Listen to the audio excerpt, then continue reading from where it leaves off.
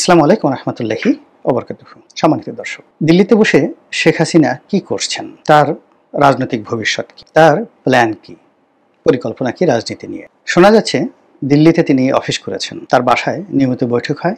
আর দিল্লির যে down town, যেখানে রাজনৈতিক দলগুলোর অফিস রয়েছে, এখন সেটা কি নিজামুদ্দিন নাকি সফদরজং রোড নাকি অন্য কোথাও, সেটা এখন স্পষ্ট আমরা জানি না। আর অন্যদিকে কলকাতাতে আওয়ামী লীগের যে অফিস, সে অফিস জুড়ে সবসময় একটা হৈ হৈ রই রই ভাব। ঢাকাতে যেভাবে আওয়ামী লীগের অফিসের একটা রমরমা অবস্থা ছিল, তার সেটা অনেক বেশি।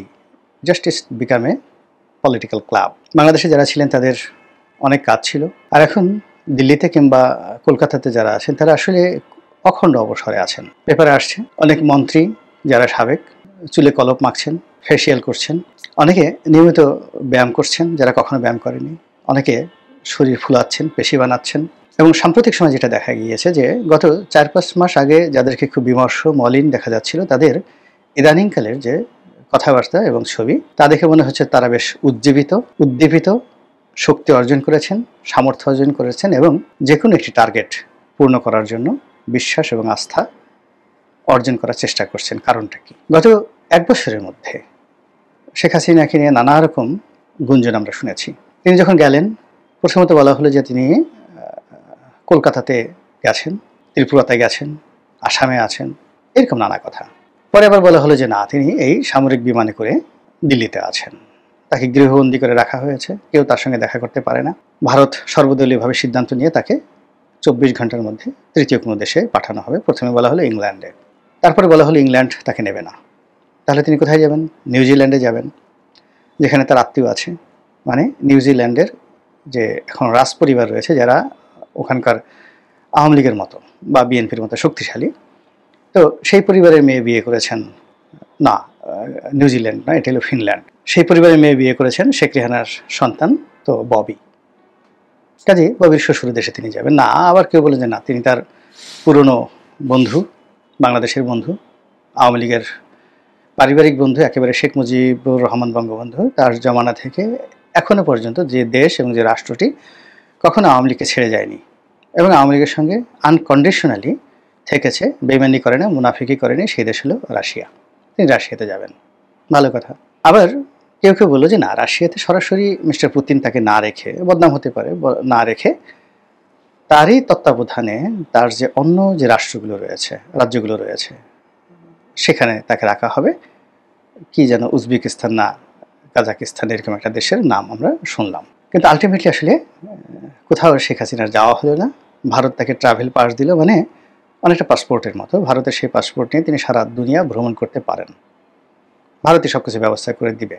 দ্বিতীয়ত, ভারত তাকে ডিপ্লোম্যাট মর্যাদায়, কূটনৈতিক মর্যাদায় এবং যে কোনো একটা দেশের রাষ্ট্রপ্রধান বা সরকার প্রধানের মর্যাদায় তাকে রাষ্ট্রীয় প্রোটোকল দেওয়া শুরু করলো। এরকম খবর যখন এলো, তখন অনেকের মাথায় বাজ পড়লো যে এটা কী ধরনের কথা। বাংলাদেশের যারা দেশের বাইরে থাকে টোকাই ইউটিউবার আছে, তো এই সকল টোকাই ইউটিউবার যারা রাজনীতির র বোঝে না, লেখাপড়া ইন্টারমিডিয়েট পাস করেছে, তাও করেছে কিনা সন্দেহ, মানে মানুষকে গালাগাল করা ছাড়া যাদের আসলে রাজনীতির যে থিওলজি সেই সম্পর্কে ন্যূনতম যাদের জ্ঞান, তো তারা অকথ্য ভাষায় গালাগাল শুরু করলো ভারতকে। অসভ্য একটা দেশ, এই করেছে ইত্যাদি ইত্যাদি, তাদের সঙ্গে আমাদের জিহাদ করতে হবে। আর তাদের যে সকল অনুগামী রয়েছেন, যারা তাদেরই মতো বা তাদের মতো নয়, তাদের সেটা আরও নিম্নমানের, হৈ হৈ রই রই করে যে না, ভারতকে জ্বালিয়ে দিতে হবে, পুড়িয়ে দিতে হবে, দিল্লি দখল করতে হবে, 7 সিস্টার দখল করতে হবে। আর এই কাজ সামাল দিতে গিয়ে, কর্ম সামাল দিতে গিয়ে বেচারা ডক্টর মোহাম্মদ ইউনূস তিনি ভারী মুসিবতের মধ্যে পড়লেন। অভিজ্ঞ মানুষ, বয়স্ক মানুষ, তিনি জানতেন যে ভারতের সঙ্গে তার বন্ধুত্ব লাগবে, তারপরে ভারতের সঙ্গে তার চেষ্টা লাগবে, তুদবেরি লাগবে। তো এই সকল কাজকর্ম করতে গিয়ে তিনি নরেন্দ্র মোদী সাহেবের সঙ্গে একাধিকবার বৈঠক করার চেষ্টা করলেন, বন্ধুত্ব করার চেষ্টা করলেন, কিন্তু ওখানে এমন একটা পরিস্থিতি তৈরি হলো যে ভারত বাংলাদেশের আর বন্ধু হলো না। এবং তারা বলে দিল ভবিষ্যতে যখন কোনো নির্বাচিত সরকার আসবে, তাদের সঙ্গে ভারত সম্পর্ক পুনর্বিবেচনা করবে। ভারতীয় ভিসা, ভারতীয় চিকিৎসা, ভারতীয় আমদানি রপ্তানি, ব্যবসা বাণিজ্য, সব ক্ষেত্রে রীতিমতো যে ধস নামলো, এটা এখন পর্যন্ত চলমান। বোঝার চেষ্টা করুন, আমরা চীন থেকে আমদানি করি, কিন্তু আমাদের আমদানির সবচেয়ে বড় পার্টনার ভারত, যেখানে অলমোস্ট আমাদের ইম্পোর্ট বাণিজ্যের 40% ভারত থেকে আসে। আর যদি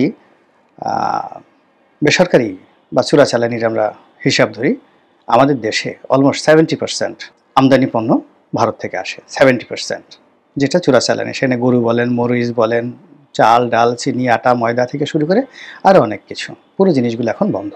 ফলে এই দায় আমাদের মেটাতে হচ্ছে বৈধ পথে আমদানির মাধ্যমে, তৃতীয়, চতুর্থ, পঞ্চম দেশ থেকে আমদানির মাধ্যমে।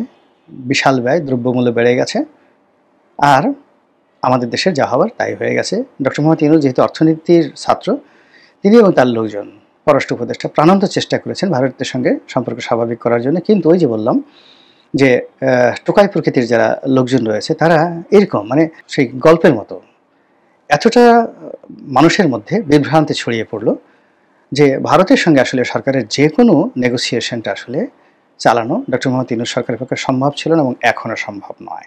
তারা এই টোকাইরা বলল পাকিস্তানে যাও, তারা বলল চীনে যাও, মানে পুরো অর্থনীতি, তারপরে রাজনীতি, সমাজ ব্যবস্থা, রাষ্ট্র ব্যবস্থা, রাষ্ট্রযন্ত্র সব কিছু যখন এলোমেলো হয়ে গেল, এখন এমন একটা অবস্থা এই সময়টিতে এসে, জুলাই আগস্ট বিপ্লবের 1 বছর পর, এখন আসলে কোনো কিছুই কারো নিয়ন্ত্রণে নেই।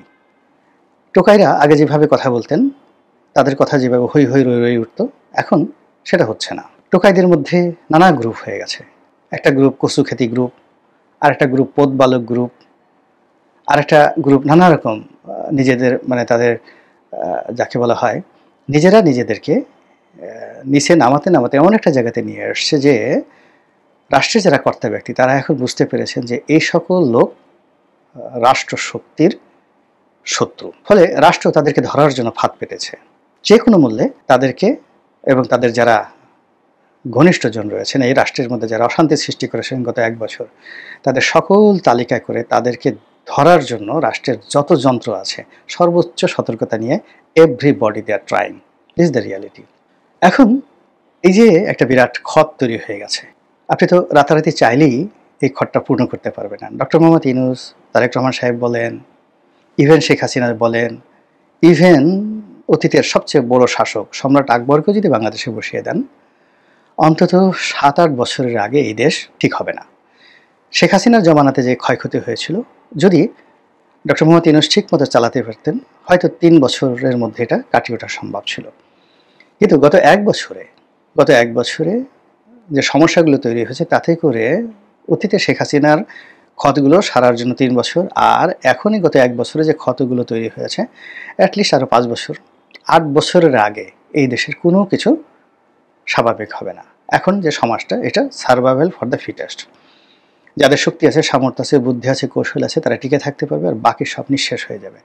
চলে যেতে হবে, মরে যেতে হবে, অপদস্থ হতে হবে, ক্ষুধার্ত হতে হবে, এরকম অবস্থা। এই যে বাস্তবতা, এই বাস্তবতাটা বর্তমানে যারা রাষ্ট্রযন্ত্রে আছেন তারা হাড়ে হাড়ে টের পাচ্ছেন। ফলে আপনি দেখুন সব জায়গাতে একটা খামোশি ভাব, কেউ কথা বলছে না, চুপ হয়ে আছে। ক্যান্টনমেন্ট কথা বলছে না, বঙ্গভবন, গণভবন কেউ কথা বলছে না। কিন্তু এই দুর্বলতাটাকে কাজে লাগিয়ে শেখ হাসিনা তার তৎপরতা বাড়িয়ে দিয়েছেন। কি বাড়িয়ে দিয়েছেন? আমরা যেটা জানতে পারছি, তিনি আগামীতে নির্বাচন হবে, সে নির্বাচনে অংশগ্রহণ করবেন। Can you imagine? কথা তিনি বলছেন, কনফিডেন্স কোথায়, কোন সূত্রে, কেন, কিভাবে তিনি আসবেন, নির্বাচন করবেন, এই কথাগুলো তিনি বলছেন। 2 নম্বরে আবার যে তত্ত্বাবধায়ক ব্যবস্থা ধ্বংস করেছেন, সংবিধান নষ্ট করেছেন, তিনি আবার বলছেন যে আমরা তত্ত্বাবধায়ক সরকার ছাড়া নির্বাচন করব না। তাহলে তার যে আত্মবিশ্বাস, সেটা কোন জায়গা থেকে পৌঁছে গেছে? প্রথমত তিনি নির্বাচন করবেন, দ্বিতীয়ত তিনি আত্মবিশ্বাসী বলেছেন যে তারা ছাড়া নির্বাচন হবে না, এবং তারা তত্ত্বাবধায়ক সরকার ছাড়া অন্য কোনো নির্বাচন মেনে নেবে না। গেল। যার যারা লোকজন আছেন তারা বলার চেষ্টা করছেন তিনি এখনও বৈধ প্রধানমন্ত্রী, রেস্টে আছেন, বেড়াতে গেছেন, এক্সাইলে আছেন। তিনি বাংলাদেশে ফিরবেন এবং তার সেই সাবেক যে অবস্থা, সংসদ চালু হবে, আবার সেই দিন যাকে বলে সানায় নহবত বসতে থাকবে, এবং তিনি শক্ত হাতে ক্ষমতা চালাতে থাকবেন। আর তার এই কথা শুনে তার আমলে যারা নির্বাসিত হয়েছে, নির্যাতিত হয়েছে, তাদের সে যে কী কম্পন, এটা বলার মতো নয়। যতবারই শেখ হাসিনার কণ্ঠ তারা শুনছে, ততবারই যাকে বলা হয় তাদের মধ্যে কম্পন তৈরি হয়েছে। ঘটনাটা এইরকম যে ধরুন আপনি যদি কখনো সাপের কামড় খান এবং প্রাণে বেঁচে যান, সাপের ফোঁস-ফোঁস শব্দ শুনলে আপনি সেন্সারলেস হয়ে পড়বেন। আপনি যদি বাঘের যাকে বলে থাবা আপনার শরীরের উপর পড়ে, তারপর আপনি যদি কখনো বাঘের গন্ধ শুকেন, মুহূর্তের মধ্যে আপনি সেন্সলেস হয়ে পড়বেন। শেখ হাসিনা যাদের উপর জুলুম করেছেন, অত্যাচার করেছেন, এই জুলুম অত্যাচার বাঘের থাবা এর চাইতে যাকে বলা হয় নির্মম নিষ্ঠুর ছিল। ওই যে সুরেন্দ্র সেনগুপ্ত বলে গেছেন, বাঘে ধরলে বাঘ ছেড়ে দেয় অনেক সময়। আপনি যদি বাঘের সামনে খুব অভিনয় করতে পারেন যে আপনি মরে গেছেন, নিঃশ্বাস প্রশ্বাস বন্ধ করেছেন, বাঘ মরা মানুষের সাথে যুদ্ধ করে না, তো বাঘ আপনাকে ছেড়ে চলে যাবে। কিন্তু শেখ হাসিনা আপনাকে খোঁচাবে, আপনি আসলে মরেছেন কিনা দেখবে, এবং শতভাগ নিশ্চিত হওয়ার পর এরপর আপনার মৃত যে লাশ, সেই লাশের সঙ্গে সে কী করবে এটা সে সিদ্ধান্ত নেবে, কিন্তু আপনাকে ছাড়বে না। তার 15 বছরের শাসন এমনই মনে হয়েছে। আর এই 15 বছরের শাসনের আগে তিনি আরও 5 বছর শাসন করেছেন। সব মিলিয়ে 20 বছর তিনি এই রাষ্ট্র চালিয়েছেন। Can you imagine? 20 বছর। সম্রাট শাহজাহানও 20 বছর দিল্লির সিংহাসন চালিয়েছেন, জাহাঙ্গীরও 22 বছরের মতো সিংহাসন চালিয়েছেন। আর এর বাইরে তিনি দল চালিয়েছেন 1981 সন থেকে কন্টিনিউয়াসলি। আওয়ামী লীগের মতো একটা বড় দল চালানো একটা রাষ্ট্র চালানোর চাইতে অনেক বড়। মালদ্বীপের মতো একটা ছোট রাষ্ট্রে কয়জন জনগণ? আওয়ামী লীগের ভোটার সংখ্যা যদি 18 কোটি মানুষ যদি ধরেন, তার 35% যদি আওয়ামী লীগের ভোটার হয়, তারপর তার যারা সহযোগী রয়েছে তাদের যদি আরও 15% হয়, তাহলে 50% জনগণ যারা শেখ হাসিনার কথায় অতীতের মধ্যে এখনো নড়াচড়া করছে, তাহলে 9 কোটি মানুষ। এই 9 কোটি মানুষকে তিনি রাষ্ট্র ক্ষমতায় থেকেও ডান্ডা মেরেছেন, প্রভাবাধীন রেখেছেন, নিয়ন্ত্রণ রেখেছেন, আর এখনও রাখছেন। এবং তারা যত কিছু হোক না কেন, তারা অন্ধের মতো শেখ হাসিনা জয় বাংলা, জয় বঙ্গবন্ধু, এবং তাদের একটা অংশ মনে করে শেখ হাসিনা আবার ফিরে আসবে এবং সাবেক সেই জায়গাতে। যা হোক, এনিওয়ে, এরকম যখন একটা অবস্থা চলছে আমাদের দেশে, যখন একেবারে সমস্যায় আমরা জর্জরিত, বিশ্বাস, আস্থা, নির্ভরতা কোথাও নেই, ঠিক সেই সময়টাতে হঠাৎ করে শেখ হাসিনার তৎপরতা বেড়ে গেছে। তিনি অফিস খুলে বসেছেন, যেটা শোনা যাচ্ছে দিল্লি থেকে নিয়মিত লোক তার বাসায় যাচ্ছে। তারপর কলকাতাতে যারা আছেন তারা অনেকে দিল্লিতে বাসা ভাড়া করছেন টেম্পোরারি। কলকাতা থেকে দিল্লিতে গিয়ে তারা সিরিজ বৈঠক করছেন সকাল থেকে রাত পর্যন্ত। জয়ের বন্ধু হিসেবে পরিচিত মোহাম্মদ আরাফাত, তো মোহাম্মদ আরাফাত একটা সাক্ষাৎকার দেখলাম যে কোথায় দিয়েছেন, যেটা ভাইরাল হয়ে গেছে। তিনি বলছেন সকাল থেকে রাত পর্যন্ত এত পরিশ্রম করতে হচ্ছে, কাজ করতে হচ্ছে, যে কোথা থেকে যে সময় চলে যায়, কখন দিন হয় কখন রাত হয় টের পায় না।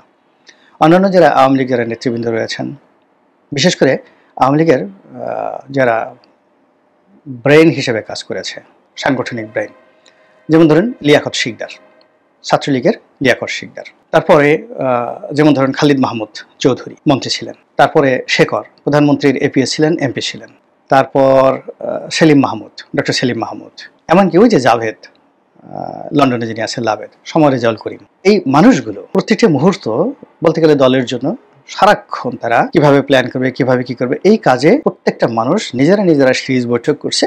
তার সঙ্গে সঙ্গে শেখ হাসিনার সঙ্গে সিরিজ বৈঠক করছে, যেটা এই 3 মাস আগেও আমরা এই ঘটনাগুলো শুনতে পারিনি। হঠাৎ করে এরকম হলো কেন? এবং ইন্টারনেটে আপনি দেখবেন যে এই যে মানুষগুলোর নাম শুনলাম, এদের অনেকেই ইদানিং বেশ কথাবার্তা বলছে। আপনি নিঝুম মজুমদারের কথা চিন্তা করেন, তারপরে অমির রহমান পিয়ালের কথা চিন্তা করেন, অমির রহমান পিয়াল, তারপরে আরিফ জেপটিকের কথা চিন্তা করেন, নবনীতা চৌধুরীর কথা চিন্তা করেন, শারমিন চৌধুরী, সুলতানা রহমান, এই নামগুলো তো আপনারা জানেন সবাই।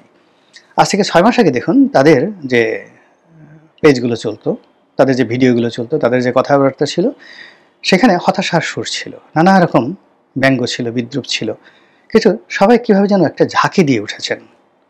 সবার মধ্যে কী যে ধরনের যেন একটা উদ্দীপনা চলে এসেছে, সবাই প্রচণ্ড ব্যস্ত হয়ে পড়েছেন। আর তার সঙ্গে সঙ্গে শেখ হাসিনার এই তৎপরতা কি হতে পারে? আল্লাহ ভবিষ্যৎ ভালো জানেন, যেটি আমাদের জন্য ভালো হয় তাই যেন হয়। আসসালামু আলাইকুম রহমতুল্লাহি ওয়া বারাকাতুহু।